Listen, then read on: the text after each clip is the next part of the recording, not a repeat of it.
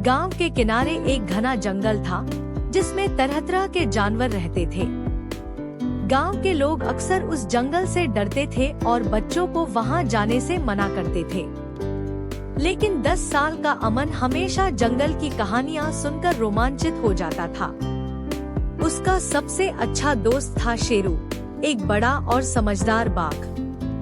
अमन और शेरू की दोस्ती की शुरुआत तब हुई जब एक दिन अमन जंगल में खेलते खेलते रास्ता भटक गया था। वह बहुत घबरा गया था और चारों ओर देखकर मदद के लिए चिल्लाने लगा। तभी शेरू आया और उसने अमन को अपने ऊपर बैठाकर गांव के पास छोड़ दिया। तब से अमन और शेरू पक्के दोस्त बन गए। अमन हर रोज स्कूल से आने के बाद अपने घर का काम जल्दी जल्दी निपटाकर जंगल में शेरू से मिलने जाता था। दोनों मिलकर खेलते, दौड़ते और कभी कभी पेड़ों पर चढ़ते।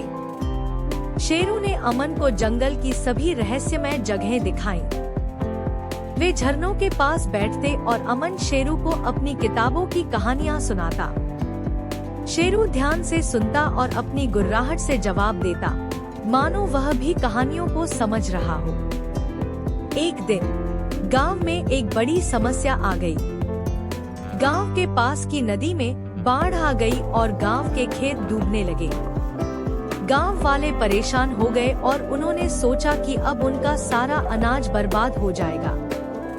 अमन ने जब यह सुना तो वह भी बहुत चिंतित हो गया। उसने सोचा कि शायद शेरू इस समस्या का हल निकाल सके। अमन तुरंत जंगल की ओर भागा और शेरू को सारी स्थिति बताई।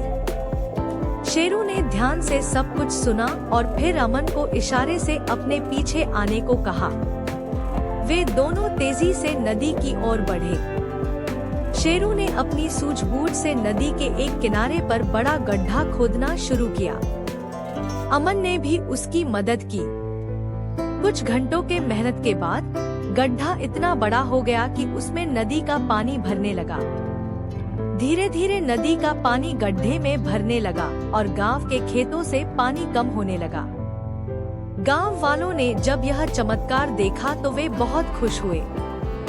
उन्होंने अमन और शेरू को धन्यवाद दिया और शेरू की बहादुरी की तारीफ की।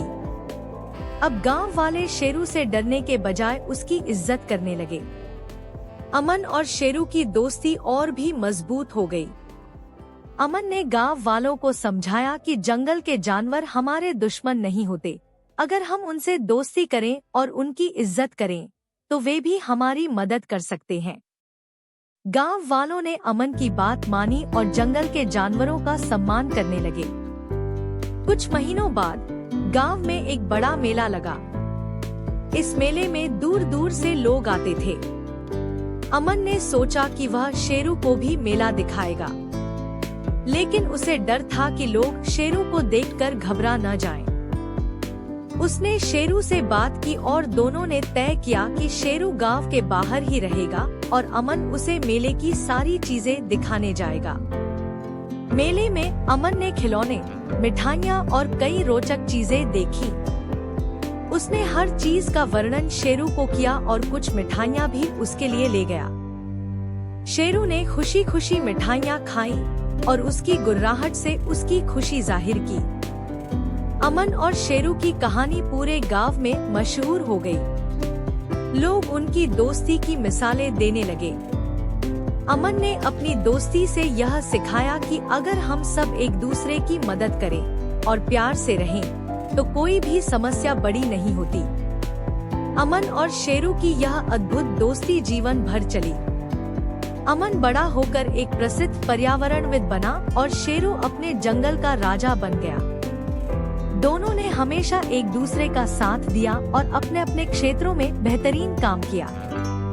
और इस तरह अमन और शेरू की दोस्ती की यह कहानी पीढ़ियों तक सुनाई जाती रही। यह सिखाने के लिए कि सच्ची दोस्ती किसी भी मुश्किल को आसान बना सकती है।